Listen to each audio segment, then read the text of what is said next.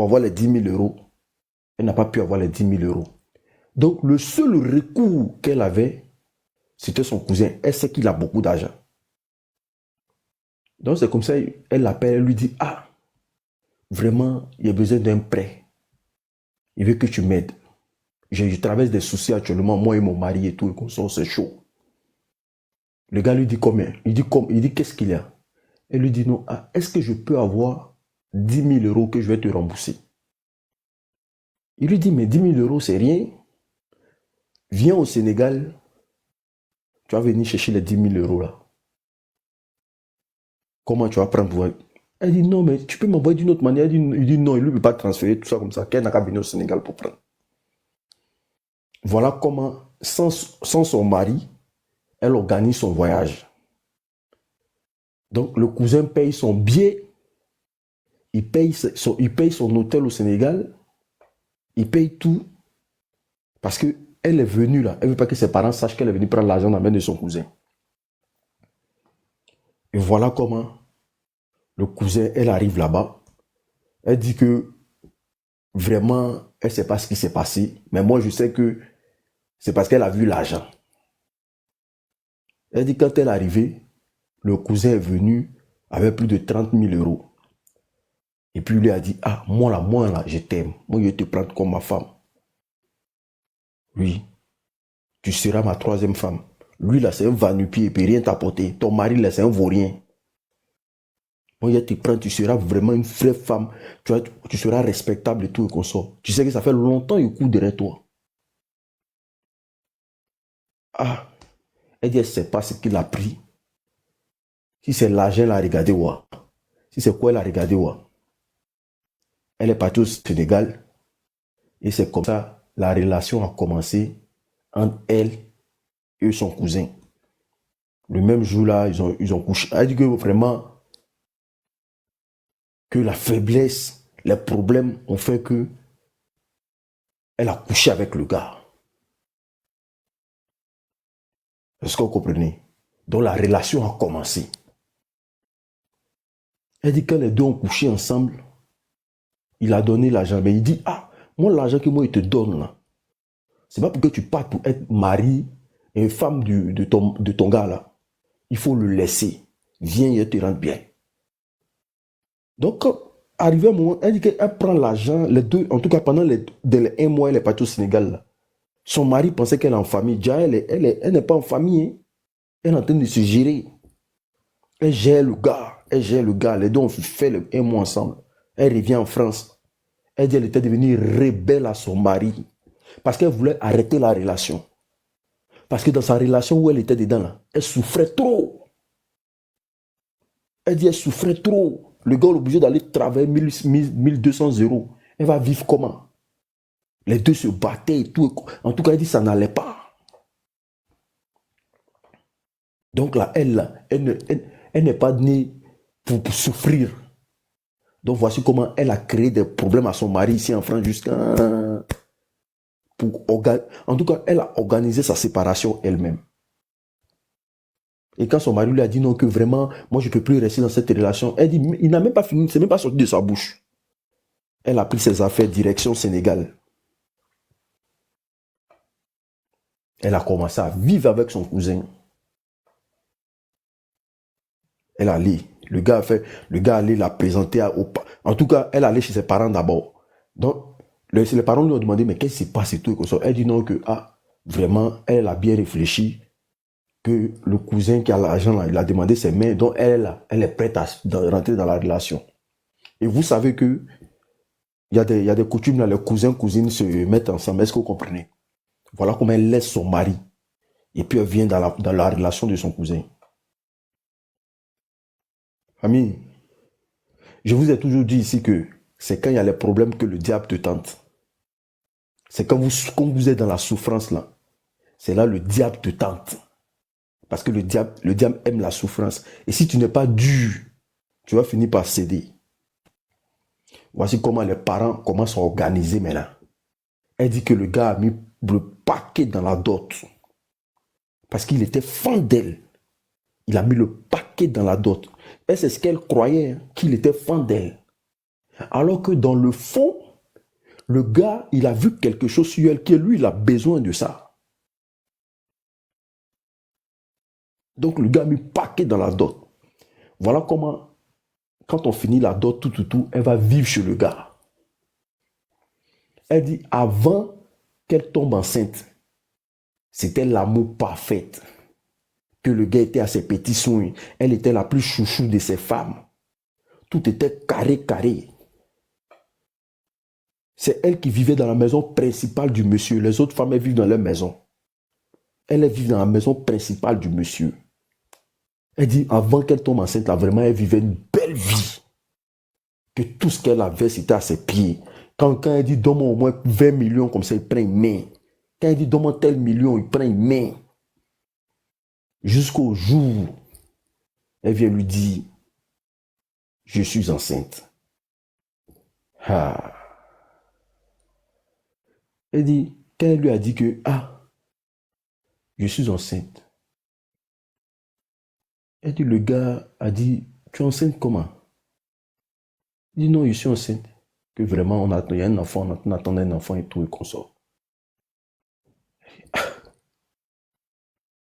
Que, mais l'enfant là, moi, je ne suis pas encore prêt pour faire enfant. Hein. Voilà comment le monsieur lui répond. Que moi là, je ne suis pas encore prêt pour faire enfant. Elle dit, non, mais ça veut dire quoi? Que nous, on est ensemble ici et tout, et qu'on sort, tout. Voilà, normalement, après combien d'années, si c'est maintenant, on doit faire enfant. Le monsieur lui dit ouvertement que lui n'est pas encore prêt pour faire enfant. Voilà comment elle, maintenant, là, il lui dit, il faut enlever. Elle dit, elle n'enlève pas. Parce qu'elle, dans sa tête, elle veut sceller la relation.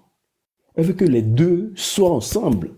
Donc, l'enfant est un maillon fort parce que l'enfant, quelque part, va bénéficier d'héritage. Donc, elle dit, elle n'enlève pas. Faut enlever, j'enlève pas.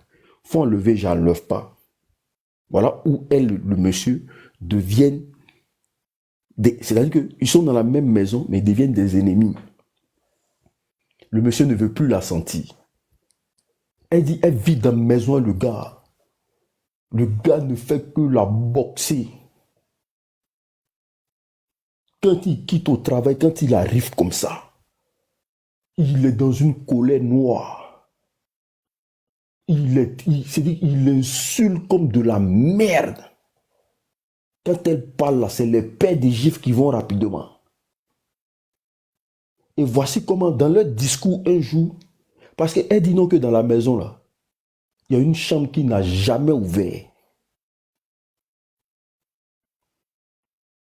Elle dit, elle fait tout dans la maison, mais il y a une chambre là, il n'a jamais ouvert. C'est comme ça dans leur discours un jour, le monsieur lui dit, hey, ta page tu fais ici et puis tu te nèves, tu casses les choses là. La porte qui est là, si tu as touché à ça là, il y a tes TPC ici. Elle dit, mais il y a quoi dedans? Peut-être me dit que non, il a commencé à péter un câble.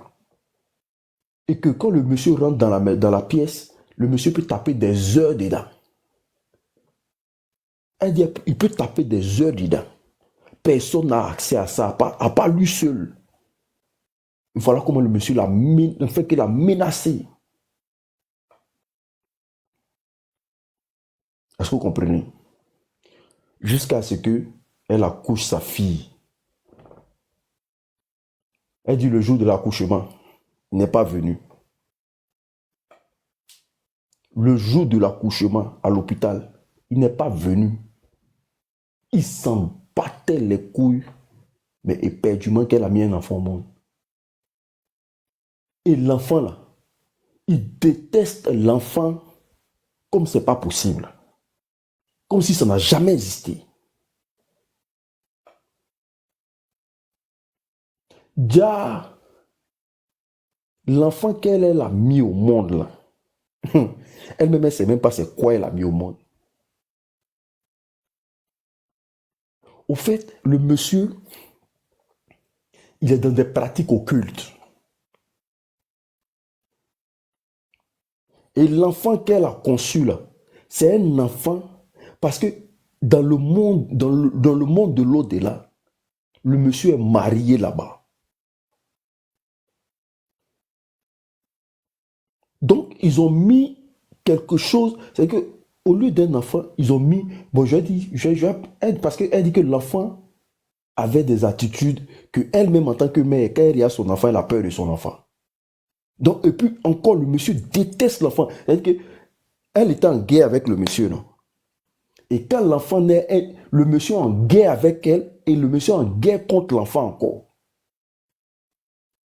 Que le monsieur peut venir comme ça, puis il saisit l'enfant et jette dans le canapé là-bas.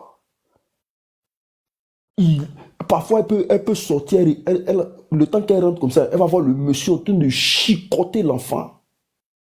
Comme si c'est deux entités qui sont en train de se battre dans la maison. Et à chaque fois, elle intervenait pour dire, mais l'enfant est petit, pourquoi tu frappes comme ça? Pourquoi tu te peux comme ça? Non, il dit, il faut quitter ici ton enfant là. Ton enfant qu'on nourrit là, il faut quitter ça ici.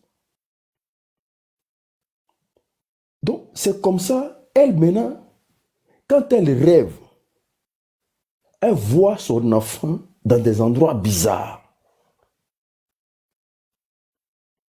Elle voit son enfant dans des endroits bizarres.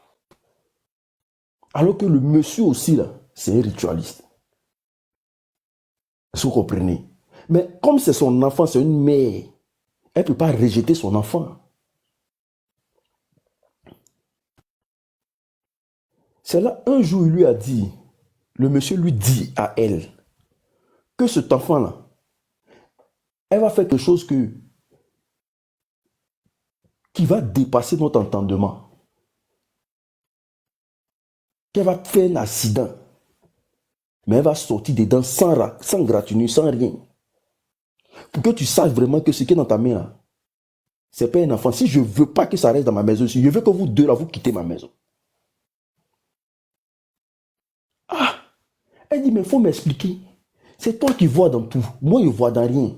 J'étais en France là-bas, tu allais me dire que non, moi, de venir rentrer dans la relation. Bon, tu fais quoi? Toi, tu es dans quoi? Et puis, tu ne me dis rien, je suis là, je suis dans le foyer, tu es là, tu me détestes, et mon enfant est venu encore, tu détestes mon enfant, qu'est-ce que tu vois? Il dit, tu vas voir, pourquoi je ne veux pas vous deux même, je ne vous veux plus. Elle dit, c'est comme ça, un jour, elle partait chercher son enfant à l'école. Et elle dit, à peine ils allaient traverser la route, il y a un gros bus qui est venu, qui a cogné son enfant comme du n'importe quoi.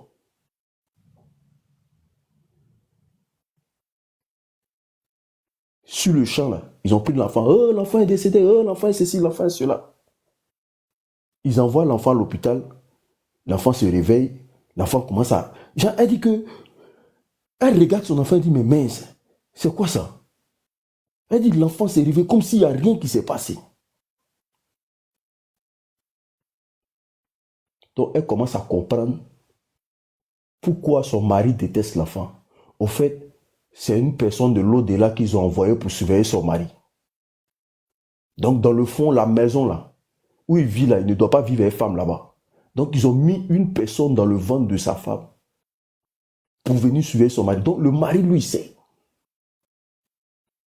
Donc, voici comment le mari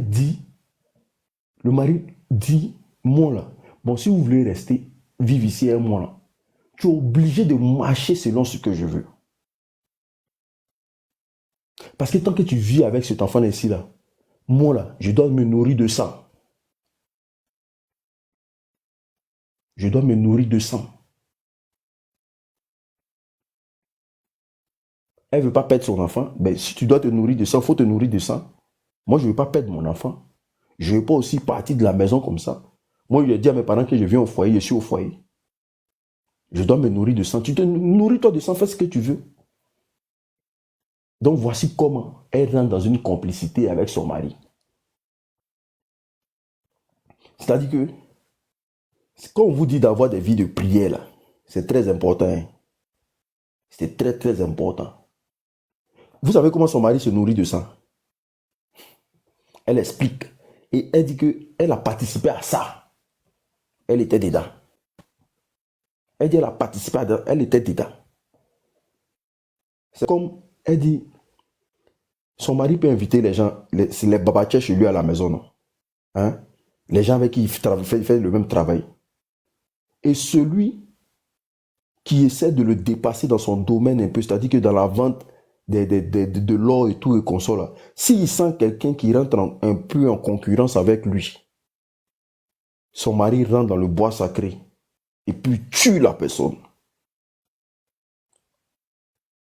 C'est-à-dire au quartier là, au quartier, si on dit telle personne est plus généreuse que son mari était dans une générosité de facette.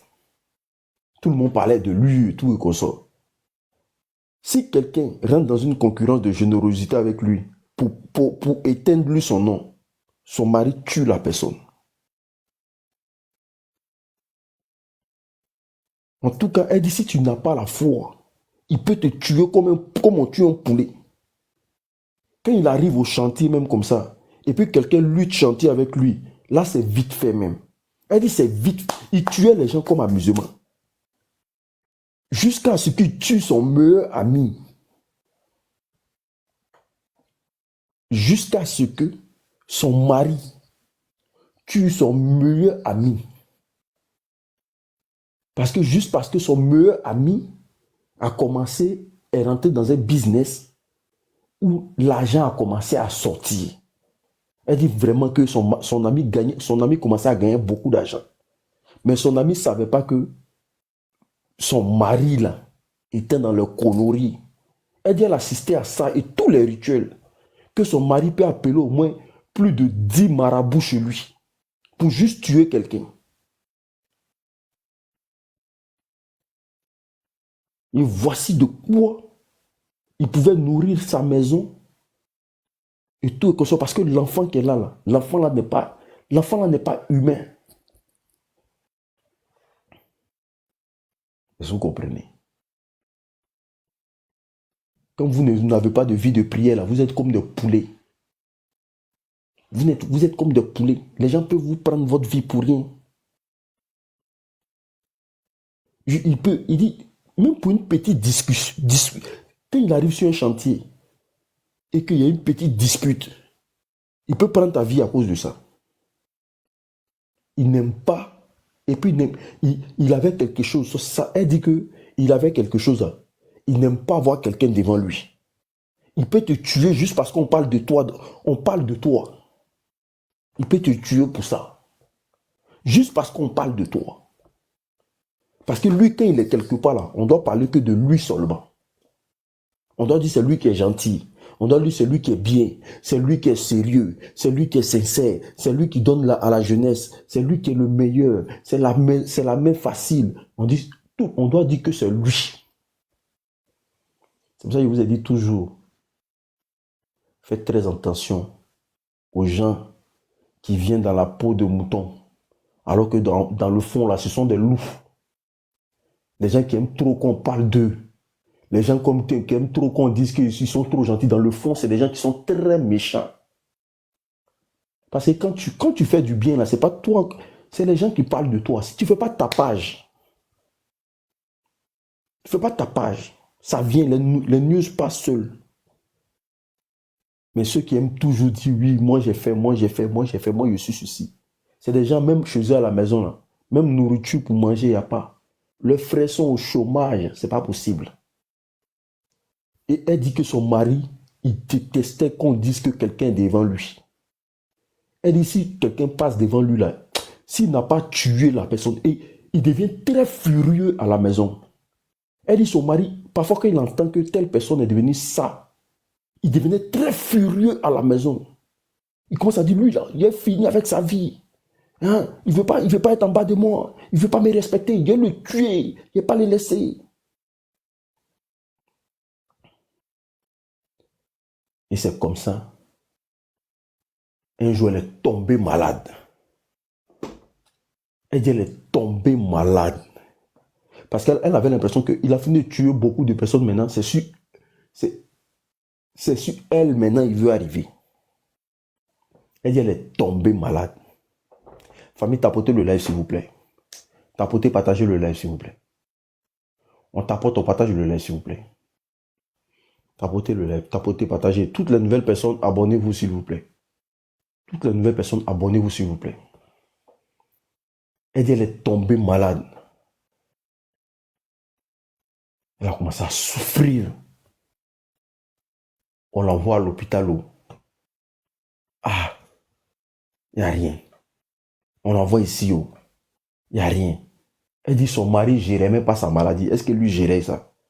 Elle dit malgré qu'elle était malade. Vous savez, chez les parents, quand tu dis non que tu souffres, là, ah, tu es fui ton couple, il faut rester là-bas. Mais les parents ne savaient pas ce qu'elle vivait dans ce foyer-là. Elle dit elle est tombée malade. Et quand elle est tombée malade, là, quand elle parle à son mari ne veut même pas écouter. Elle dit, ah, vraiment, voilà. Le monsieur s'en battait les couilles qu'elle soit malade. Elle fait ses démarches seule à l'hôpital. Donc elle est maigrie. Elle dit, elle était devenue chétive.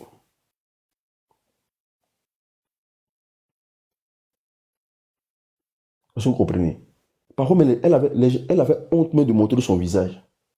Parce qu'elle vit dans une grosse villa, mais les gens ne savent pas qu'elle vit une souffrance qui n'en dit pas son nom. Elle dit, elle vit dans une grosse villa, hein, mais les gens ne savent même pas la souffrance qu'elle vit dans cette villa-là. Alors que quand elle sort comme ça, là, son mari, il est parrain. C'est lui que son nom traîne dans tout le quartier.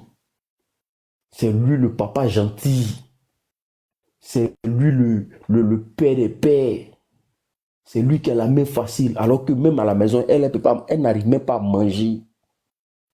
Elle dit, elle n'arrivait même pas à manger. Même l'argent des médicaments, elle ne peut pas avoir. Son enfant est grandi dans sa main. Vous comprenez? Son enfant grandit dans sa main et puis elle est malade. Donc, je suis en train de partir petit à petit. Je vous explique petit à petit. Donc, voici comment. Un jour, elle appelle sa mère. Elle dit, ah, si vous ne faites rien là, je vais mourir où je suis là.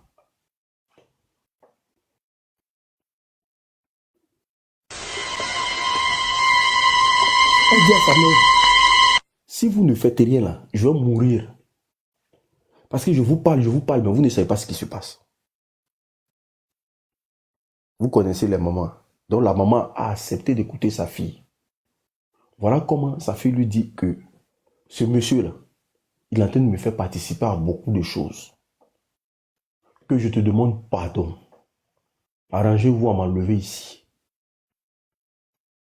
Parce que si vous ne m'enlevez pas ici, là, lui, il va me tuer. Donc elle dit ça à sa maman. Parce que c'est sa maman qui doit le convaincre son papa. Est-ce que vous comprenez? Voilà comment la maman, ayant compris ça, elle commence à parler à son père. Pour dire non, qu'on n'a qu'à prendre notre fille en vacances pour un moment. Parce que je suis allé voir ta fille là, ce qu'elle est en train de devenir là. C'est pas comme ça on l'a donné à ton gars là. Et ta fille, voilà ce qu'elle a dit, voilà ce qu'elle dit, voilà ce qu'elle dit. Elle dit son enfant est en train de grandir. Mais son enfant a un comportement bizarre. Elle dit son enfant a un comportement bizarre. Oui, que son enfant là, son papa ne veut pas voir et que son mari ne veut pas voir son enfant. Et voilà comment la maman botte un plan avec son mari et puis elle vient chercher leur fille avec l'enfant. Vous comprenez? Donc, quand ils sont partis quand elle est partie chez sa maman avec son enfant, au fait, le monsieur, c'est quelqu'un, c'est un rituel. Elle dit c'est un gars qui fait médicament. Elle dit le gars savait déjà pourquoi elle est partie. Elle dit le gars savait déjà. Parce qu'il a appelé pour lui dire, si tu as fui là, tu vas voir ce que je vais te montrer. Toute ta vie, tu vas refuser ce que je vais te montrer. Elle dit, le gars lui a dit ça.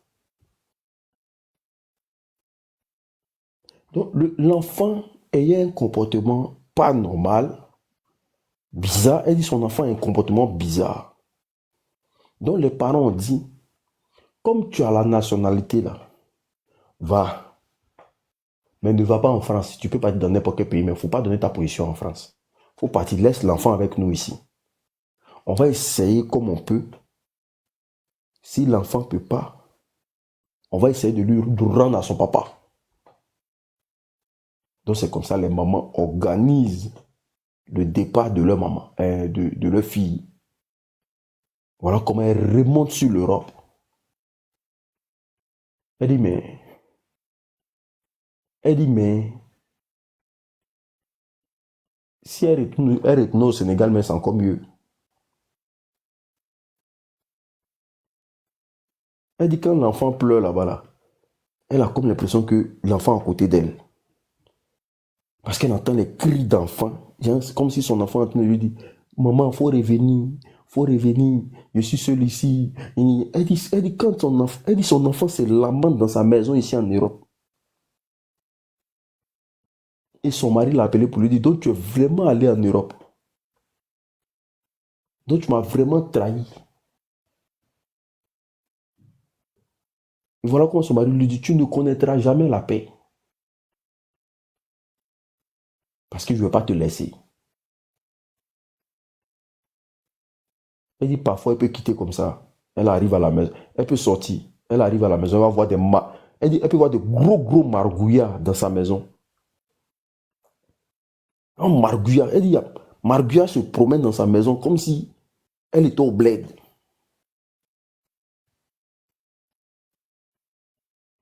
Parfois, quand elle se réveille matin comme ça, là, quand elle ouvre fenêtre comme ça, là, voilà, tombe de margouillard à sa fenêtre. Hein?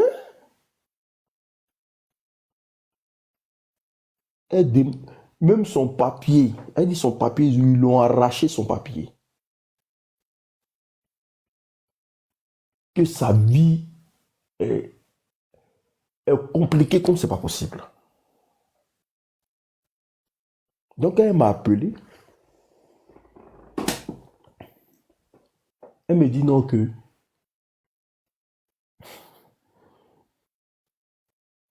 vraiment, si on peut l'aider pour qu'elle retourne avec son premier mari. Parce qu'elle a appris qu'il est marié. Il a refait sa vie avec une autre dame. Que même si elle peut lui demander pardon, elle va reprendre avec son mari. Il dit, hein? Ma chérie, attends. Donc où tu es là, il y a Maguia tous les jours chez toi à la maison. Elle dit Maguia matin, midi, soir. Elle quitte au travail, vient. Maguia est remplie dans sa maison. Elle va les chasser, ils vont sortir. À sa fenêtre, Maguia. Sous son lit, Maguia. Elle dit il y a Maguia partout. Que dans le pays où elle est là même là, c'est comme si tout le monde a problème avec elle là-bas. La police ne fait que l'arrêter dans les rues. Comment on appelle ça? Quand elle va demander de l'aide, on ne la gère même pas. Elle dit tout est compliqué. Elle va aller travailler même là. C'est dans Palab, ça finit. Elle va marcher dans la rue. Elle dit elle peut marcher dans la rue comme ça. Puis Maguia va traverser comme ça. Et puis Maguia la prend sa route, il s'en va. Elle dit toi, tu es dans quel côté d'Europe? Et puis il y a beaucoup de Maguia comme ça. Elle dit, tu ne peux pas comprendre. Elle dit quand même, j'explique aux gens de mon quartier. Ils ne croyaient pas que... Il dit qu'il y a Maguia dans ma maison. Vous voyez les Maguia d'Afrique là. Elle vit ça ici. Elle a ça chez elle à la maison constamment. Les Maguia d'Afrique là. On appelle ça les lézards. Nous on appelle ça les Maguia. C'est poulet des Sénoufos. Poulet des Sénoufos. On appelle ça, les Sénoufos appellent ça bœuf. Bœuf traditionnel.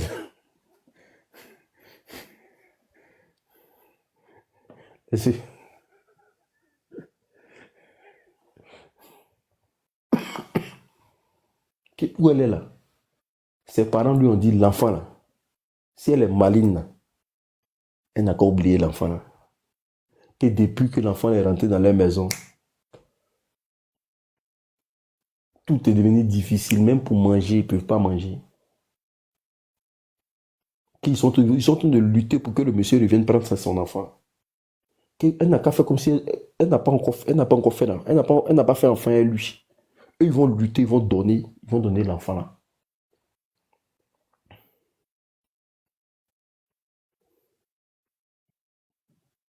Donc, elle, là, à cause de l'argent, elle a gâté son foyer. À cause de l'argent.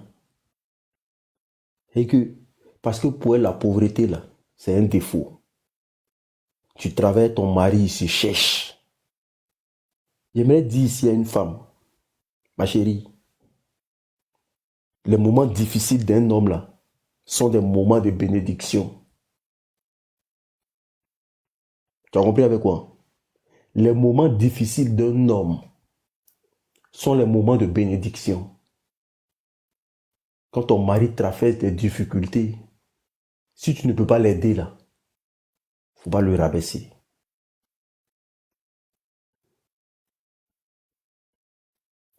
Quand ton mari traverse des difficultés, il a besoin que de toi pour le mettre en confiance. Mais il y a des femmes, quand leurs maris n'ont rien, elles vont coucher avec d'autres gars.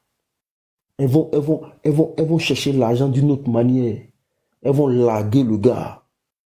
Mais quand tu fais ça là, c'est soit il se relève, c'est soit il se relève plus jamais. Parce qu'il t'a fait confiance. Il s'est mis avec toi là. C'est pour que vous vous complétez. C'est pour que vous fassiez un pour avancer ensemble. L'argent c'est bon. L'argent contribue au bonheur. Mais l'argent ne fait pas le bonheur. L'argent ne fait pas le bonheur. Quand tu traverses les difficultés dans la vie, c'est une manière, ce sont des épreuves. Ce sont les épreuves que Dieu te met sur ta route. Tout ne peut pas être rose. Même le milliardaire que tu vas aller croiser là, le milliardaire que tu vas croiser là, si tu lui demandes, est-ce que tu as eu des difficultés dans ta vie? Il va te dire oui. J'ai eu des difficultés dans ma vie.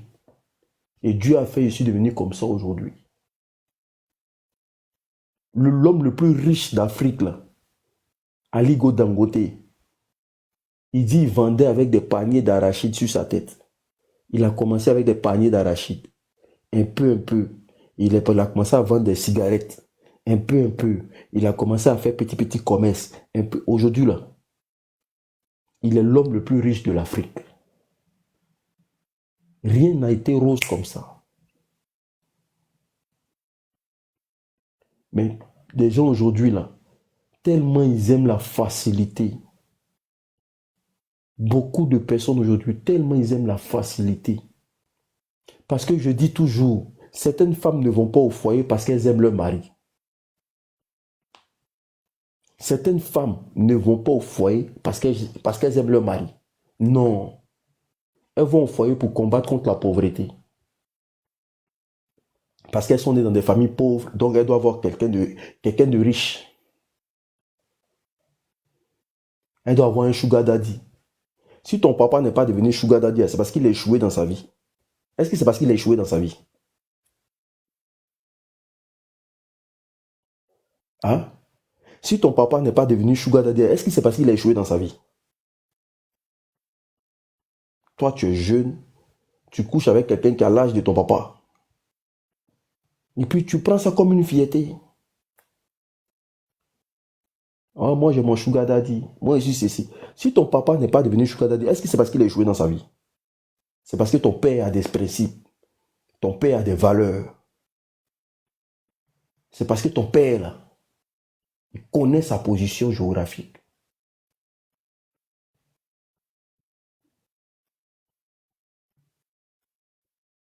Mais quand on parle à certaines personnes, oh, je fous quoi avec la pauvreté? Et personne n'est pauvre. Personne n'est pauvre. On traverse tous des moments de difficulté. Et c'est Dieu qui prépare tout le monde à ça. La vie est une formation militaire. La vie qu'elle a là, c'est une formation militaire. Même ceux qui sont nés avec des cuyons en or dans la bouche, là. Parfois, là, Dieu les met des expériences devant eux. Parce que c'est des gens, là. Il y a des choses qui n'arrivent pas. Ils ne peuvent pas vivre ça.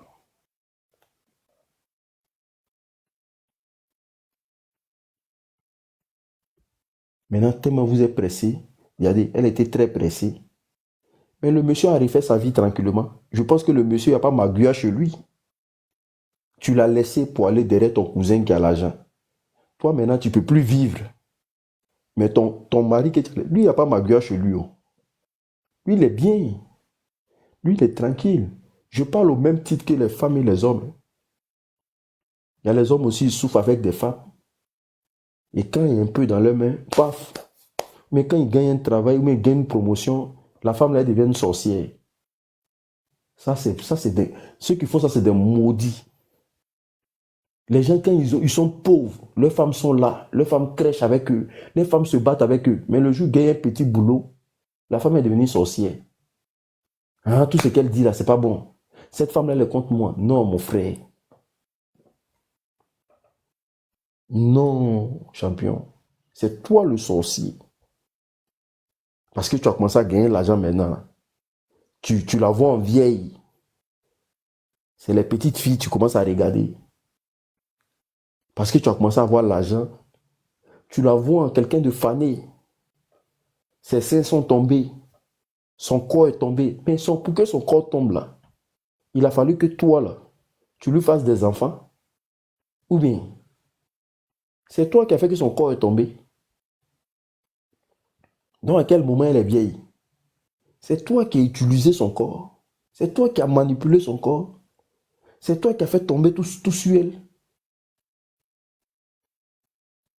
Après, vous demandez le paradis. Tu demandes le paradis à qui?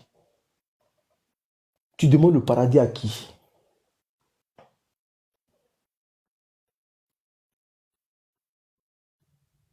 Tu le vois maintenant, il dépense son argent sur des filles qui peuvent. C'est-à-dire que les filles, c'est pas possible. Donc, dans les deux cas, c'est tout pareil. Si vous comprenez. Donc, c'est pour dire simplement que on vit dans un monde aujourd'hui, là. Hein? Famille, ton petit mari que tu as là, faut t'accrocher. Faut t'accrocher. Mettez des projets en place. Il dit toujours, on ne travaille pas pour devenir riche. Les CDD, les CDI, là, ça ne rend pas riche. Si tu veux que ton mari soit riche, là, et que tu veux, tu l'appelles à travailler toujours pour un patron, là, il ne sera jamais riche. On ne travaille pas pour devenir riche. Ça n'existe pas. Parce que le patron ne va jamais accepter que tu sois riche devant lui. Lui, il veut te payer pour que toi, tu travailles pour lui. On ne travaille pas pour devenir riche. Ayez des projets. Ayez des ambitions. Mettez créez des entreprises. Soyez vos propres patrons. C'est difficile, mais c'est la meilleure vie. Avoir sa liberté. Être autonome. Avoir ta propre entreprise. Quand ton mari travaille là, pendant ce temps, madame, elle est derrière, elle crée une entreprise. Elle crée une société. Elle essaie des business.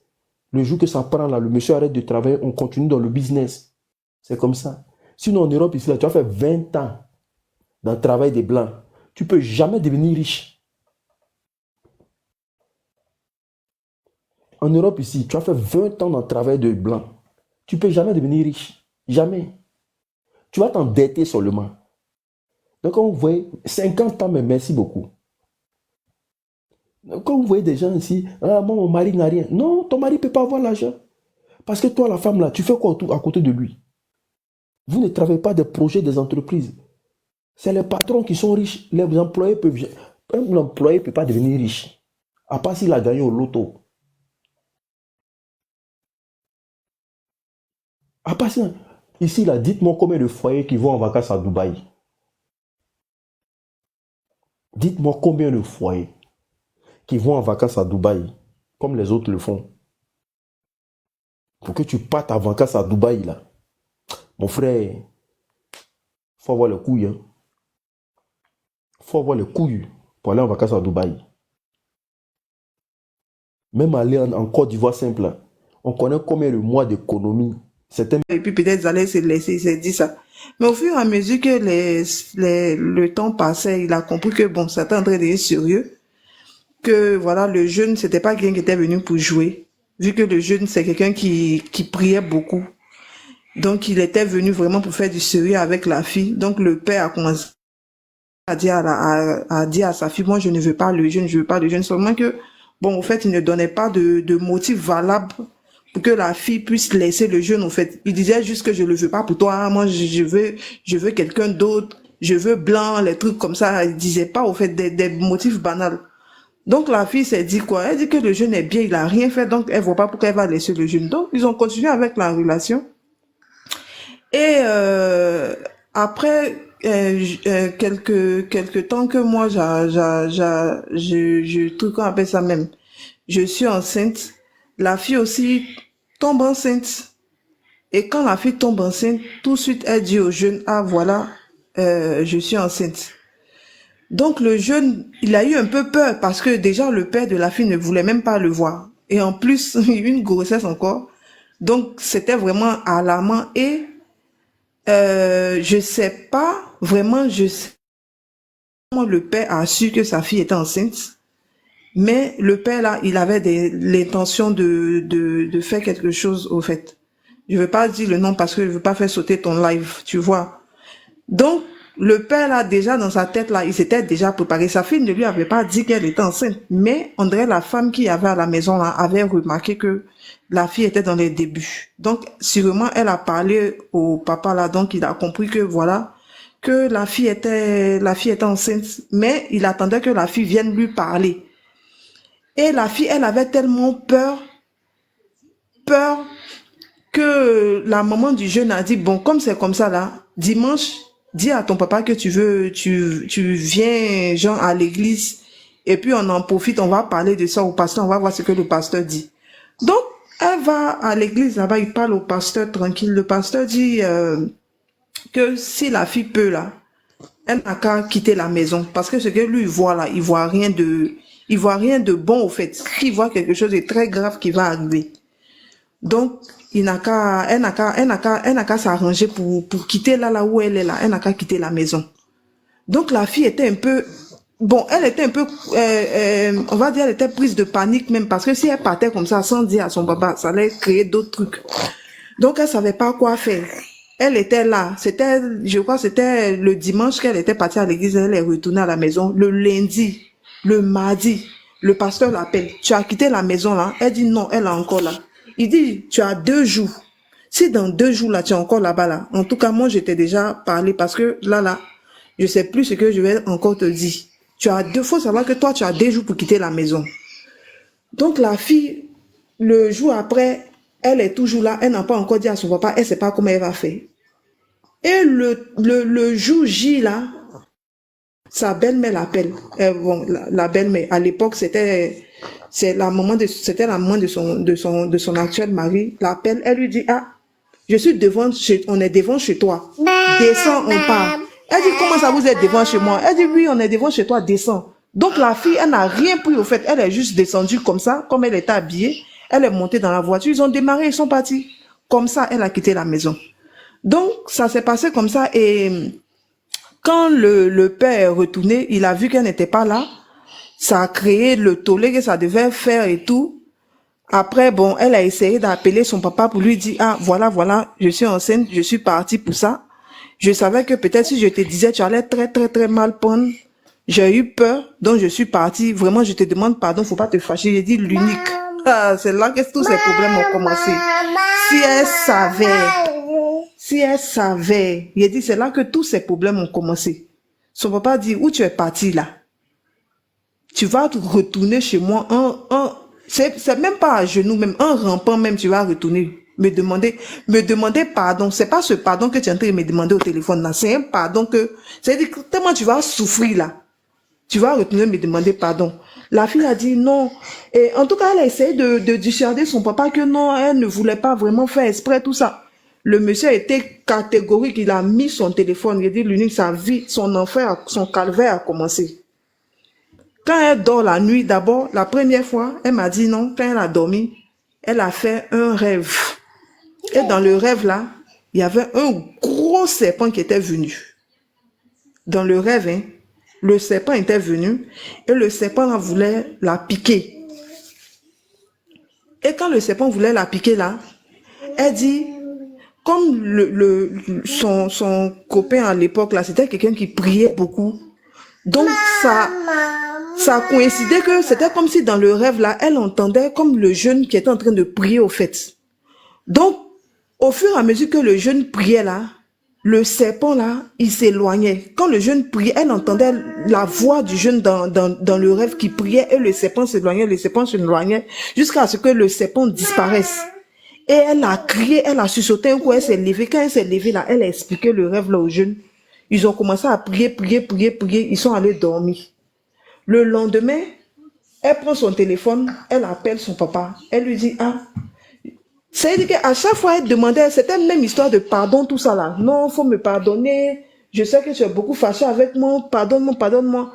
Il dit, je te dis que grossesse que tu as là, si tu as accouché même là, ça sera trop beau pour toi. Ton pardon là, comme je te dis là, je te répète encore, tu vas retourner ici en rampant pour venir me demander pardon là, parce que je vais jamais accepter ton pardon. Je t'ai déjà dit que le jeune là, je ne veux pas de lui. Donc ton pardon là, je vais jamais l'accepter. Et il a coupé le téléphone. Les rêves de la fille insistaient. C'est-à-dire que la première fois là, c'était un. Après là, ils ont commencé à se multiplier dans le rêve. Ils ont commencé à se multiplier. C'est-à-dire que c'était à chaque fois des attaques. À chaque fois, c'était serpent qui venait. Une autre fois, c'était quelqu'un qui est venu avec un couteau dans sa main. C'est-à-dire qu'elle avait des attaques, mais des attaques mystiques à chaque fois. Et il voulait à chaque fois la piquer pour prendre l'enfant parce qu'il disait, c'est à cause de l'enfant là que tu es parti, non? Tu vas voir. Si tu accouches là, tu vas voir. Au fait, c'était des menaces. Et donc, la fille continuait à prier, le pasteur, en tout cas, tout le monde priait, on priait beaucoup pour elle.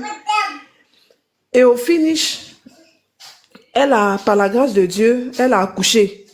En tout cas, avant d'accoucher, là, ça a été chaud. Ça a été vraiment chaud pour elle. Elle a accouché. Et quand elle a accouché, là, elle continuait toujours dans la prière, un peu,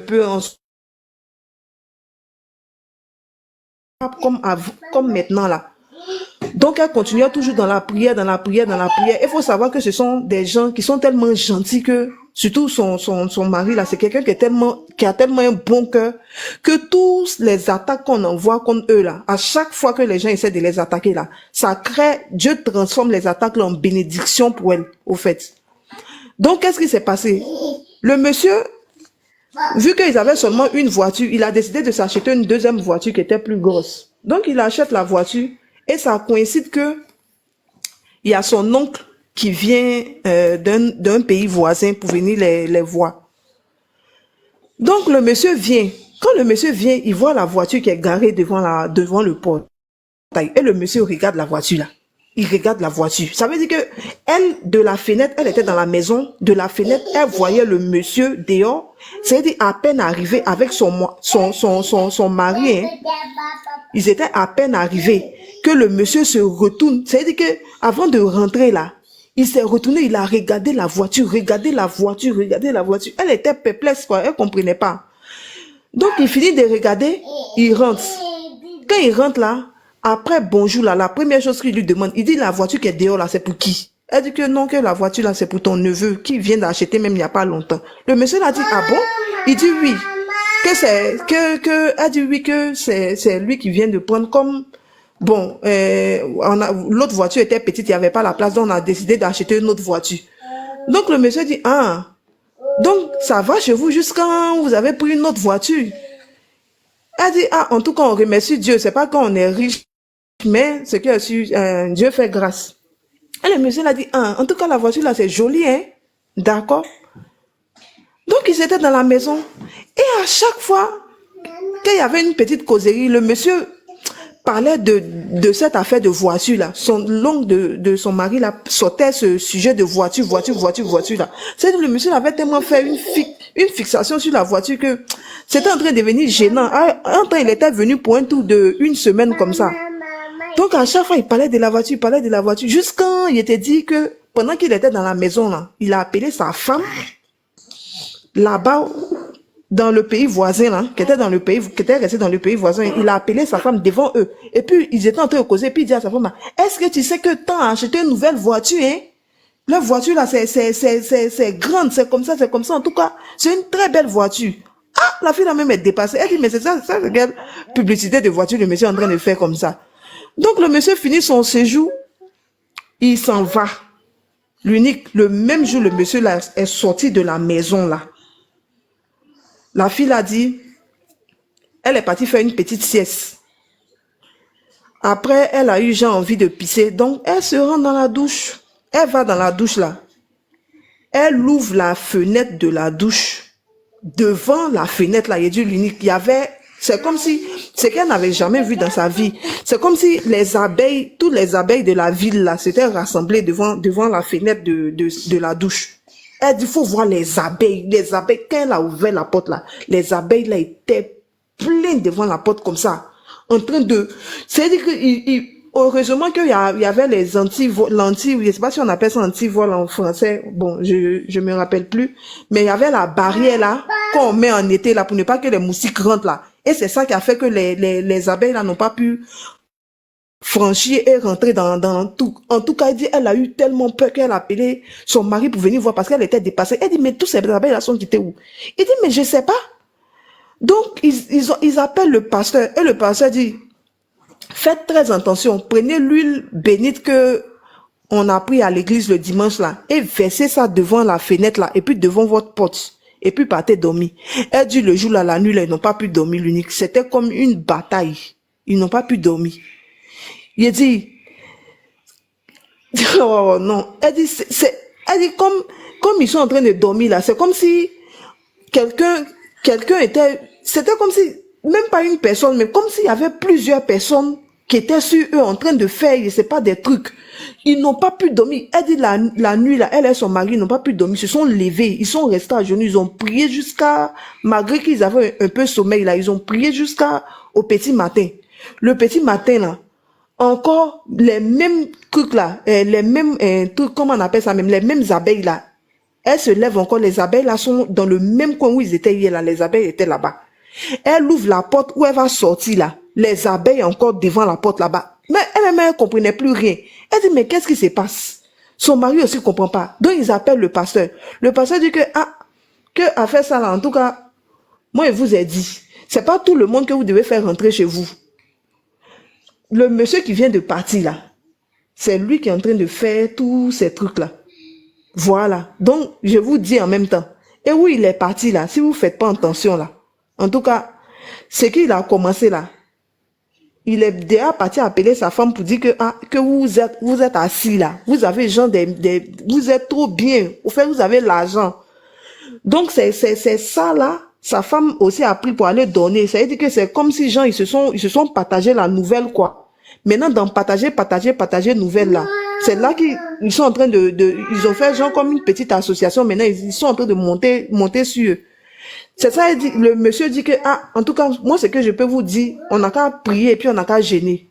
Parce que ce truc-là, c'est pas un truc qui est simple. Et si vous faites pas attention, là, ça va continuer. C'est pas un truc qui va s'arrêter, au fait. Ça va s'empirer. Maintenant, là, ce sont des abeilles. Mais après, même, ça peut être d'autres choses encore plus graves. Donc, la fille était tellement dépassée. Elle dit, mais, bon, elle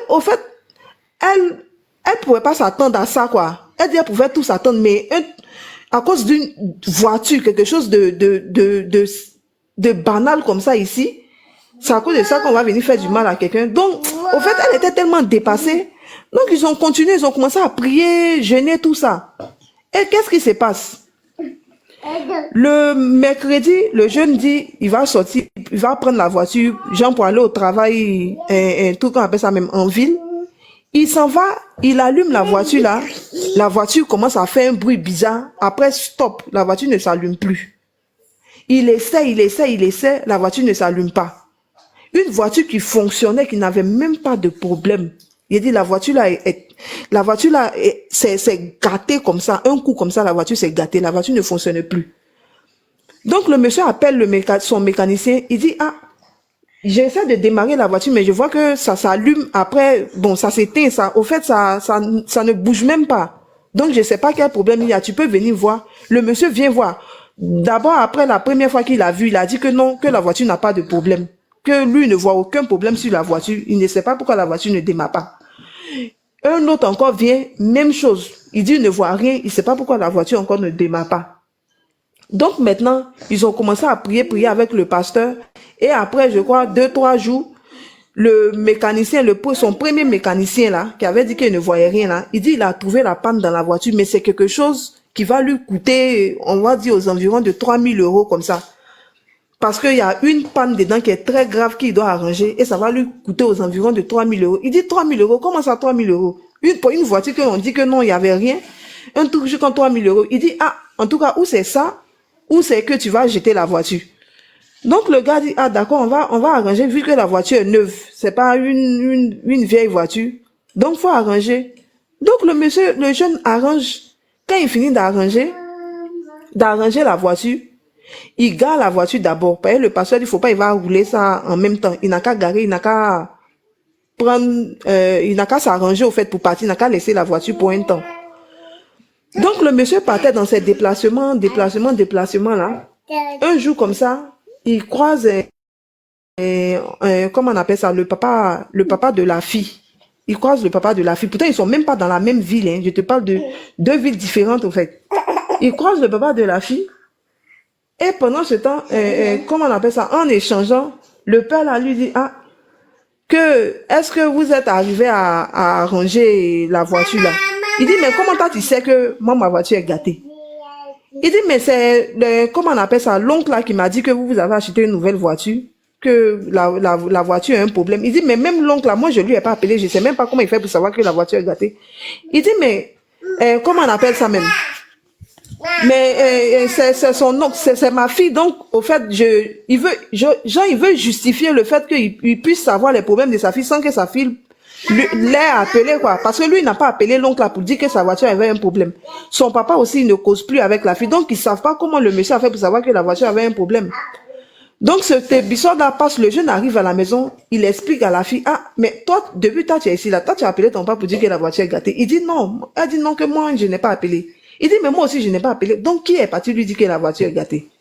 C'est là, maintenant, elle dit, ah, cette affaire, on dirait que vous centrez est parti là. Si on ne fait pas attention, ça va chauffer ici, hein. Et il dit, l'unique. À partir de ce jour-là, c'est-à-dire que le monsieur là même là, il n'avait jamais mis les pieds chez la fille. L'oncle là, déjà, l'oncle même là, il était venu genre en mission de... Parce que comme le papa là, lui, n'avait jamais mis les pieds là-bas là. C'est comme si gens, ils ont envoyé l'oncle là pour venir, comment on appelle ça même, pour venir inspecter les lieux au fait. Tu vois, c'était genre comme si c'était une petite inspection où ils vont venir bien l'attaquer maintenant. Où ils vont venir bien l'attaquer. Donc, quand le monsieur a dit que non, que lui, c'est pas lui qui a dit, elle aussi a dit, c'est pas elle. Ah, là, les prières ont commencé à s'intensifier parce que c'était en train de devenir grave. Et là, c'était les attaques maintenant. Ça veut dire qu'ils avaient commencé dans les rêves, ça fonctionnait pas. Maintenant, là, c'est-à-dire qu'ils venaient, ils n'avaient plus d'heure. Si c'est dans la journée ou c'est à n'importe quelle heure là, eux, ils étaient seulement là en train d'attaquer. C'était des attaques, mais des attaques féroces, des menaces. Et puis pour lui là même, il ne cachait pas au fait. Il lui disait, il dit que ce que tu es dedans là, je t'ai dit de quitter dedans. Mais tu m'as pas écouté. Tu as dit que tu veux rester dedans. Faut rester. Tu dis que tu veux te marier, non? Parce qu'elle était en train d'organiser un truc qu'on appelle ça même son mariage. Il dit, tu dis tu veux te marier, non? On va voir. Si toi là, tu vas arriver à te marier. Regarde et puis vois. Donc maintenant, ils ont commencé, les papiers du mariage, commencé. Au moment où les papiers vont sortir là, tout se gâte. C'est-à-dire qu'au moment où on dit, peut-être il reste juste une petite signature là-bas pour que les papiers puissent venir du pays là. On appelle pour dire que non, les papiers là, c'est bloqué dans, c'est-à-dire qu'il y avait, à chaque fois, il y avait des choses pour qui bloquaient, des blocages, des trucs même vraiment, à chaque fois, les papiers là se bloquaient. Donc, ils sont rentrés en prière encore, commencé à prier. Et, à la fin, elle a dit, ah, si ça n'aboutit pas là, ils vont laisser. Mais vu que le monsieur aussi, il dit, il veut pas voir le jeune. Donc, ils n'ont pas fait la dot. Donc, comment ça va se faire? Le pasteur dit, ah, moi, je conseille que, comme un enfant ne peut pas se fâcher avec son papa là, je vous conseille de partir demander pardon. Parce que le pardon, là, c'est ce qui peut vous libérer. Donc, la fille appelle, elle dit, ah, je vais venir te voir parce que je vais venir demander pardon. Le monsieur dit, tu vas venir demander pardon, pourquoi? Est-ce que moi, il t'a dit que je veux ton pardon? Elle dit, non, que, voilà, le jeune veut me marier, on veut faire la dot, donc il veut venir te voir. Il dit, moi, je t'ai dit que je ne veux pas du jeune, c'est qu'elle a fait de dot, que toi, tu veux venir chez moi. Elle dit, non, pardon, quand on veut demander pardon, on va venir avec le pasteur, s'il te plaît, tout ça. Donc, le monsieur accepte. Ils se déplacent, eux tous, ils viennent. Les parents du jeune, tout ça là, avec le pasteur, sa femme, ils se déplacent, ils s'en vont. J'ai dit l'unique, les foutaises, les mots, les insultes, les trucs, tout ça là, à cause de mariage là, elle a fait plus de 1 an et demi en train de demander pardon à chaque fois. En train de demander pardon avec le pasteur, tout ça là. Le monsieur ne voulait rien savoir. Il dit, il ne veut pas de la dot et tout. Donc, ils sont rentrés en prière encore. Et par la grâce de Dieu, après 2 ans, on va dire, parce que pendant ce temps, même les papiers là, de l'autre côté là-bas étaient bloqués. Et donc, après le monsieur a finalement, il a dit c'est bon, ils n'ont qu'à venir faire truc. Parce que son frère finalement est intervenu, donc il a accepté qu'ils viennent faire la dot. Donc ils sont venus, ils ont fait la dot, une petite dot, un truc simple, normal. Et après, avec la prière encore, les papiers là-bas se sont débloqués. Donc les papiers arrivent. Ils fixent la date, tout. Elle appelle le monsieur, elle lui dit, ah, tel jour. Elle lui a dit ça, on va dire, un mois comme ça avant. Que le mois prochain, elle devait se marier. Donc le monsieur dit que d'accord. Il a fait semblant, Jean, il est content, tout ça. Il s'élève. Il s'en va, comment on appelle ça, au pays, il s'en va faire ses choses. Quand il finit, il rentre. Donc la fille lui dit, ah, le programme du mariage là, c'est comme ça. Si tu peux venir peut-être un jour avant, ça sera mieux, comme ça on va s'organiser et tout. Il dit, d'accord, il n'y a pas de souci, il va venir, faut pas t'inquiéter. Je dis l'unique, le jour J du mariage, d'abord même le jour avant même, c'est le jour avant même, il avait commencé. Parce que dans la semaine là, ils ont bien causé tout. Il lui a dit, non, je viens, faut pas t'inquiéter, je viens. Le jour avant, il appelle la fille, il lui dit que je ne pourrais pas venir, hein, parce que il y a ma voiture là qui a eu une panne, donc je ne pourrais pas venir. Elle dit, comment ça? Si tu veux, on peut envoyer quelqu'un venir te chercher. Il dit non, que ça ne sert pas, que moi-même là, j'ai prévu partir, comment on appelle ça même, d'un autre pays là. Donc, en tout cas, il a inventé une histoire bizarre. Ça veut dire que de là à là, il a créé un voyage où il devait partir pour ne pas venir au mariage. Je te parle de quelque chose que j'ai vécu, hein, parce que c'était devant moi-même ce qu'il était en train de faire, ce truc-là. Parce que quand il parlait lui au téléphone, moi j'étais présente le jour-là.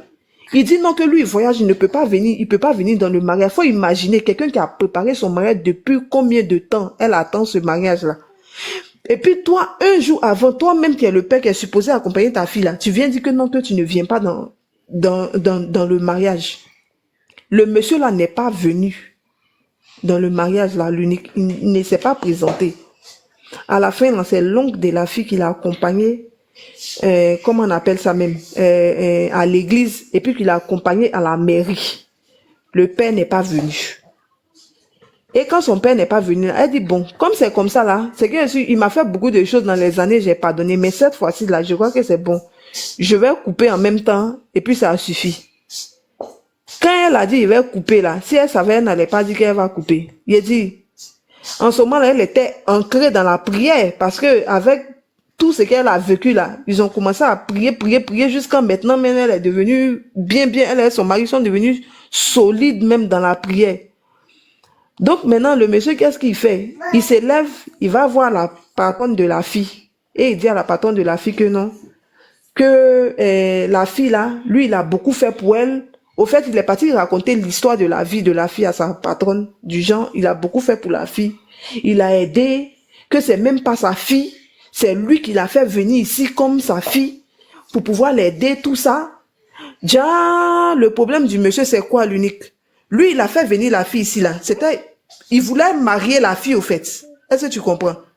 Lui, il a fait venir ici la fille comme genre sa fille. Mais c'était pas pour qu'elle soit sa fille. Est-ce que tu comprends? Parce que, mystiquement, là, il voulait posséder la fille, là. Parce elle a eu, je t'ai dit que c'est quelqu'un qui a une très grande étoile. C'est quelqu'un qui a une très grande étoile. Donc, mystiquement, là, il voulait posséder la fille, là, pour prendre son étoile. C'est pour ça qu'il ne voulait pas la présence du jeune. Parce que le jeune, là, c'est quelqu'un qui a un cœur tellement blanc que sa seule présence dans la vie de la fille, là, ça fait que tous les projets que le jeune a contre la fille, là, hein, ça néantit, au fait. Tu comprends? Donc, la seule présence même du jeune dans la vie de la fille, là, il ne peut rien faire à la fille. Et c'est ça qui l'énervait. C'est pour ça qu'il ne voulait pas voir le jeune.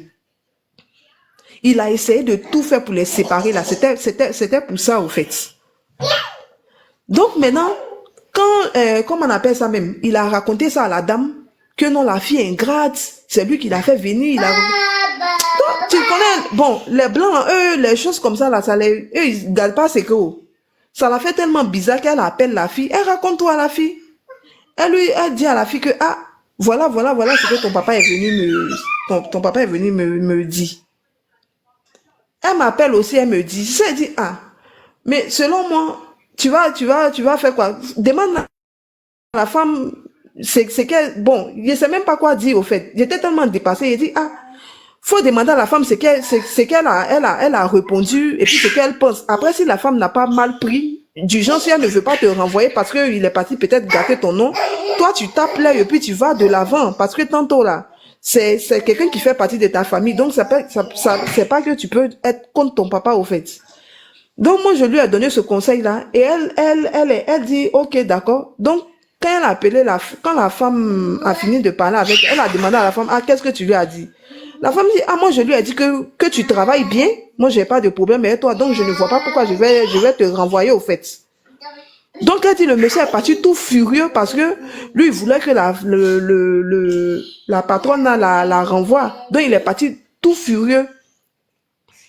Et depuis lors, là, c'est silence radio, au fait. Il ne parle plus. Il dit, il a vraiment tout coupé. Il a essayé par tous les moyens de la mettre contre pratiquement tous les membres de la famille, tout le monde. Au finish, là, aujourd'hui, là, pour faire court, parce que l'histoire est trop longue, pour faire court, aujourd'hui, eux tous, ils ont compris que c'était vraiment lui qui était derrière tous les manigances, les mauvaises choses qui se passaient dans la vie de cette fille. Et finalement, eux tous se sont retirés de lui. Donc, je veux dire ici, là, que souvent, là, notre sorcier, là, n'est pas loin. La morale de l'histoire, là, c'est que notre sorcier n'est jamais loin. Notre sorcier n'est jamais loin. Et quand tu demandes pardon, c'est vrai que en Afrique, là, on dit que l'enfant a toujours tort. Mais quand on demande pardon aussi aux parents, là, souvent, là, s'il y a des parents sur le live, là, faites séancer à cause de Dieu et puis pardonnez à vos enfants. Parce que la fille s'est humiliée pendant des années et des années. Humilié pendant des années et des années. Et au finish, là, il a fini par accepter. Lui-même, il sait même pas comment il s'est arrangé, mais puis il a accepté la dot. Si c'est pas Dieu. Il a fini par accepter la dot. Mariage, ils se sont mariés. Elle est dans son foyer. Donc, ce qu'il ne voulait pas au début, là, ça finit par arriver. Quand quelqu'un a son destin déjà tracé par Dieu, là, quel que soit ce que les gens vont dire, là, ça va toujours arriver. C'est la parole de Dieu ce que Dieu dit, là, c'est la dernière parole, au fait. C'est ça qui va se réaliser. Demain, là, je vais raconter l'histoire d'une amie, mais ça, c'est trop long. Il y a trop d'épisodes dedans. Donc, on va faire un peu à la fois pour ne pas faire trop long. Merci, c'est ma petite histoire du soir.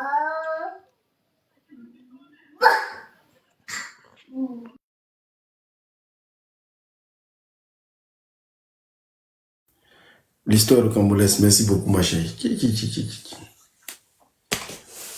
Famille, en tout cas, je pense qu'on est au thème de notre émission.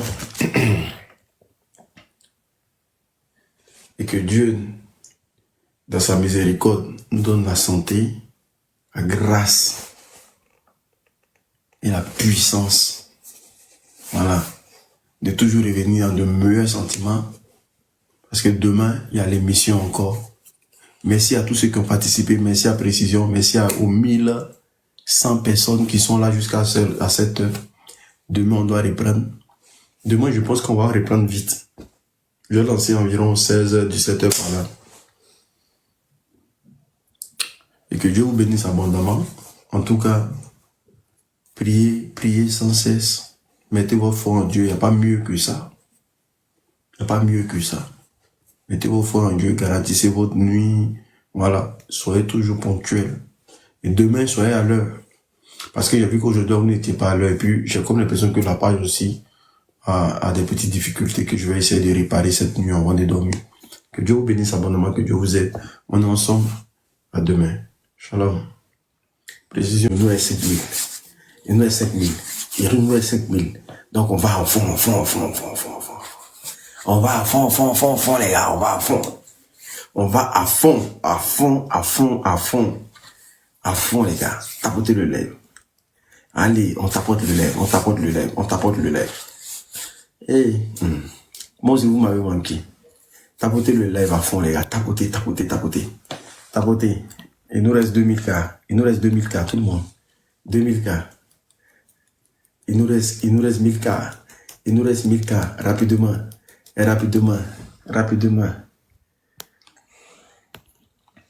Voilà.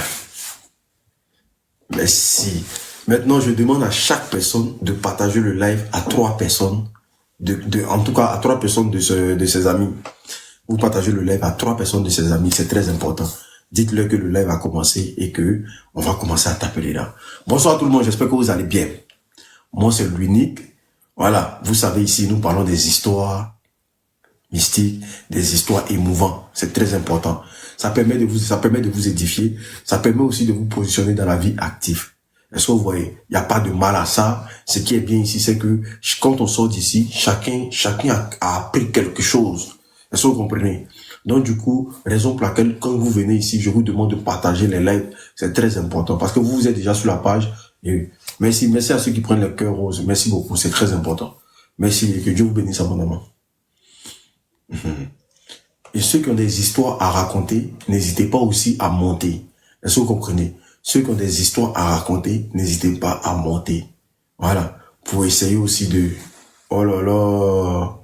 C'est qui ça? Ruth m'avoue. Elle est fâchée des... Eh, c'est qui ça? Ruth m'avoue. Merci beaucoup. Merci. Merci. Cœur sur toi. Merci beaucoup. Merci pour ce que tu fais. Merci. Voilà. En parlant d'histoire, vous savez que ici, là, à chaque fois que je viens, c'est moi qui commence. Mais je vais commencer par une histoire que peut-être que j'ai déjà relatée ici. J'ai déjà conté cette histoire ici. Et je vais commencer par ça d'abord. Parce que je dis toujours que la répétition est pédagogique. Comment on fait pour être modo? C'est moi qui mets les gens modo. C'est moi qui appuie pour que les gens deviennent modo. La répétition est pédagogique. Parce qu'on est ici pour apprendre. Donc, si tu as déjà écouté l'histoire, réécoute encore pour que toi, ça te fasse encore plaisir. Est-ce que vous comprenez? Et de par là, nous allons entrer dans un autre système et un autre volet. L'histoire que je vais vous conter ce soir, c'est l'histoire d'une dame. C'est l'histoire d'une dame qui est une voleuse, appelons un chat. Elle, son travail, c'est que quand des gens viennent pour lui vendre des biens, ou bien qu'on appelle ça, quand les jeunes passent, les jeunes qui vendent des arachides, les courses et tout, et quand les gens viennent auprès d'elle, si elle a commandé pour 1000 francs, elle va voler pour 10 000. Si elle a commandé pour 5 000, elle va voler pour 30 000. Est-ce que vous comprenez? Elle est dans ce système-là. Parce que c'est une voleuse professionnelle. Et elle faisait ça tout le temps. Et à chaque fois, les gens prenaient parti pour elle. Parce que, à voir sa tronche, tu ne peux pas penser que c'est une voleuse. À voir sa tête, tu ne peux pas penser que c'est une voleuse. Tout de suite, là, tu vas te dire, non, les gens s'acharnent sur la vieille là pour rien. Alors que dans le fond, c'est son travail. Est-ce que vous comprenez? Dans le fond, c'est son travail. Et voici comment, dans sa quête de toujours vouloir faire du mal, famille, on tapote, on partage le lait, s'il vous plaît. Pendant que je suis en train d'expliquer l'histoire, vous tapotez le lait derrière. Pendant que j'explique l'histoire, vous tapotez le lait. Voilà comment arrive que un jour, il y a un vendeur de pain qui arrive dans sa concession. Le gars, il avait porté une tapette déchirée, chaussures déchirées, et il passait. Et quand il passait, c'est elle qui l'a appelé. C'est elle qui lui a dit, mon frère, je veux un pain. Est-ce que vous comprenez? Je tiens à préciser que tous ces commerçants ambulants que vous voyez là, si vous avez tendance à les parler mal, il faut arrêter. Parce que beaucoup de personnes que vous voyez en tant que vendeurs ambulants, c'est peut-être parfois des gens qui sont décédés dans un autre monde, mais qui sont venus dans ton pays ou bien dans ton quartier pour travailler. C'est-à-dire que ils ont fait quelque chose de mal. Donc du coup, ils sont consacrés à travailler, continuer leur vie là.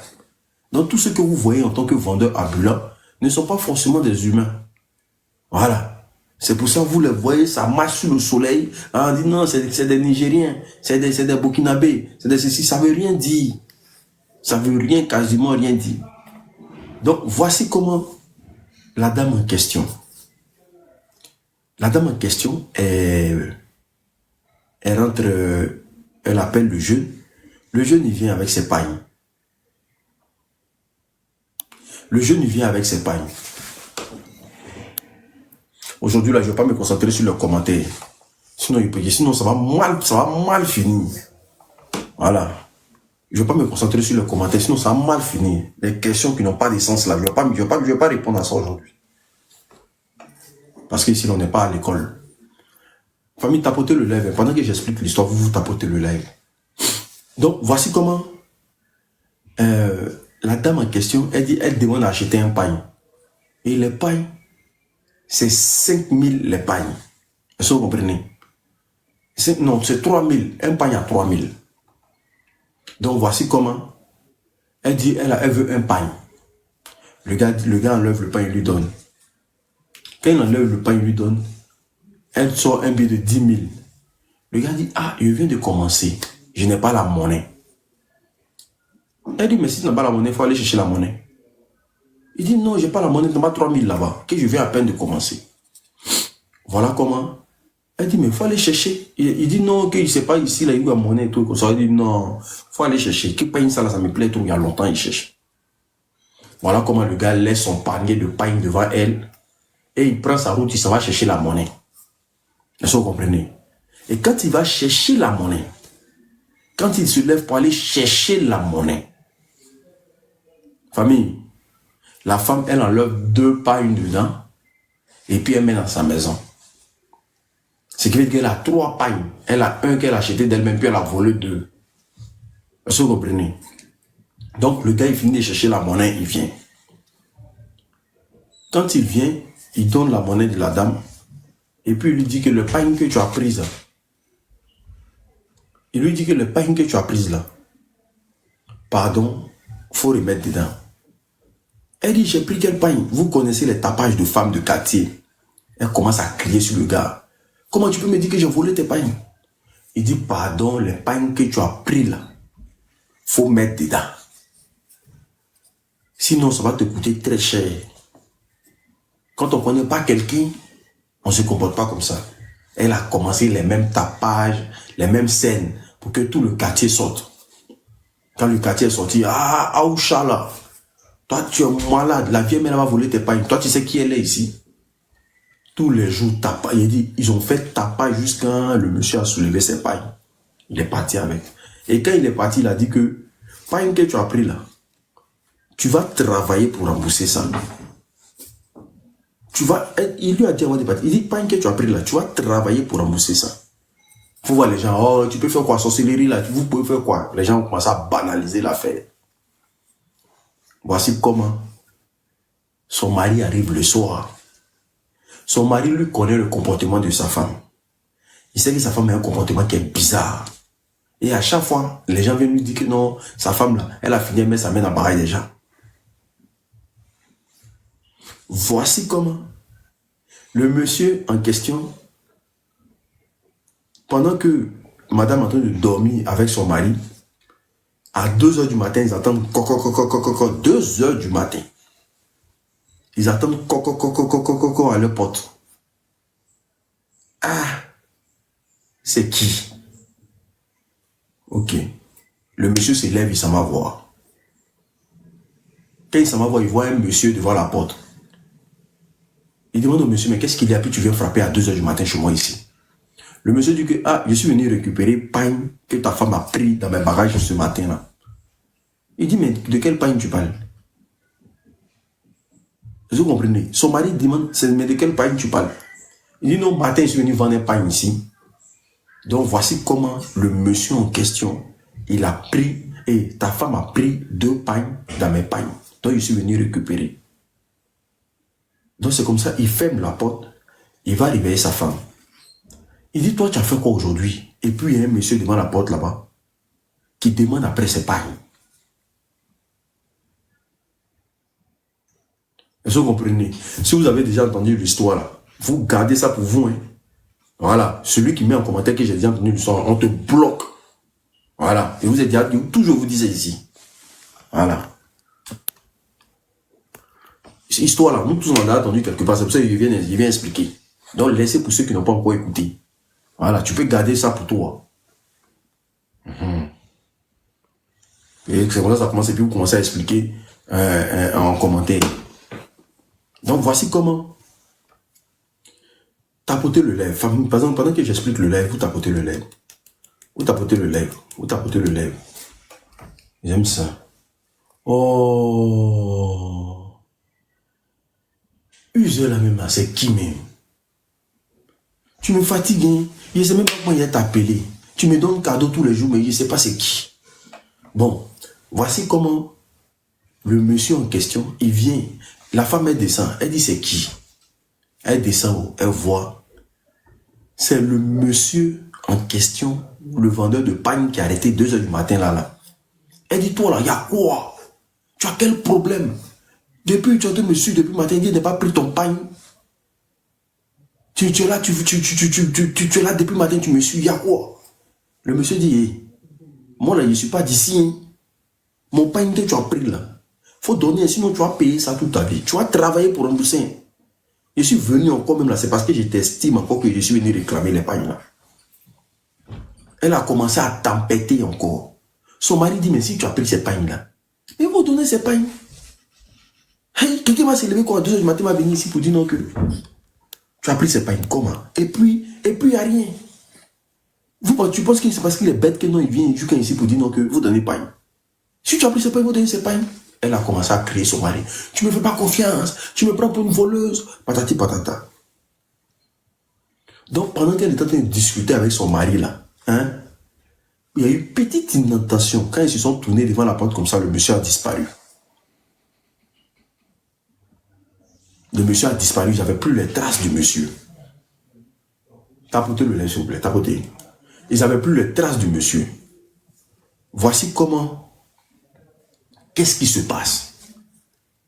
La femme, elle s'est dit, bon, tu as vu, non? On était en train de s'engueuler là. Voilà, maintenant le monsieur est parti. Marianne, si tu as déjà entendu cette histoire, tu commentes encore comme ça, on te bloque. Voilà, on s'en fout que tu aies entendu. Laisse ceux qui n'ont pas encore entendu et se concentrer. Voilà.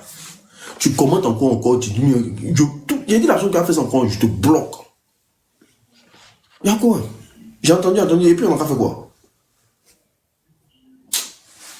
Attendez même. Attendez. Nokov n'est pas encore là. Nokov là, c'est chapeau. Dès que tu mets ça, il te bloque en même temps. Nokov n'est pas encore arrivé. Ils aiment trop ça. Les gens, ils sont trop... Ils sont... Actuellement, là, on t'apporte le lèvre, s'il vous plaît. On t'apporte le lèvre. Vous vous rappelez des gens, quand ils t'assoient pour regarder le film, eux, là, comme ils ont déjà regardé le film, ils vont t'expliquer le film avant que l'action arrive. C'est leur bonne là qui est là. Ça, là, il va faire ça. Ça, là, il va faire ça. Et puis, le film, là, même, là, ça va le mettre dans ta bouche. Tu sais même pas si c'est bon film. Il n'en sait pas. Genre, vous êtes trop, tellement vous aimez béret. Là, encore, vous voulez venir faire béret. Cette histoire-là, tout le monde a déjà entendu. C'est parce que moi, j'ai entendu quelque part qui vient expliquer. Mais on vous a dit que j'ai inventé.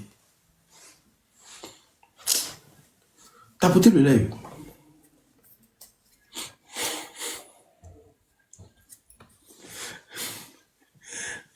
On tapote, s'il vous plaît. Donc, voici comment le monsieur disparaît. Et quand le monsieur disparaît, la femme, elle se lève. Elle se lève et puis elle va dans leur chambre. Elle finit le discours à son mari. Son mari dit non, pas une des gens, il faut donner. Elle arrive dans sa chambre. Quand elle ouvre la porte comme ça, déjà elle avait difficulté à ouvrir la porte. Quand elle ouvre la porte comme ça, sa chambre est remplie de paille. Sa chambre est remplie de paille. C'est-à-dire paille qu'elle a volé là. Ça s'est multiplié dans sa chambre. Chambre bourrée de paille. Il n'y a pas place pour entrer. Voici comment elle a commencé à crier. Puis son mari est monté vite derrière elle. Voilà où son mari constate que elle a vraiment volé paille. Sur le champ, elle est devenue folle.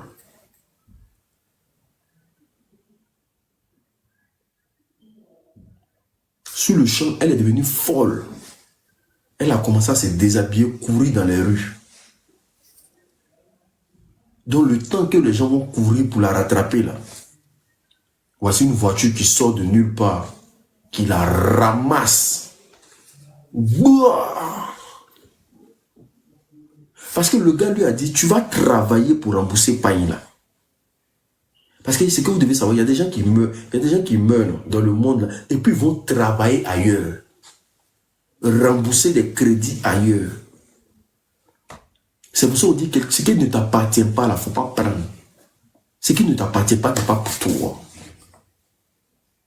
Tu peux mourir dans ce monde, dans ton quartier, et puis aller dans un autre pays, travailler là-bas, pour rembourser ce que tu as volé.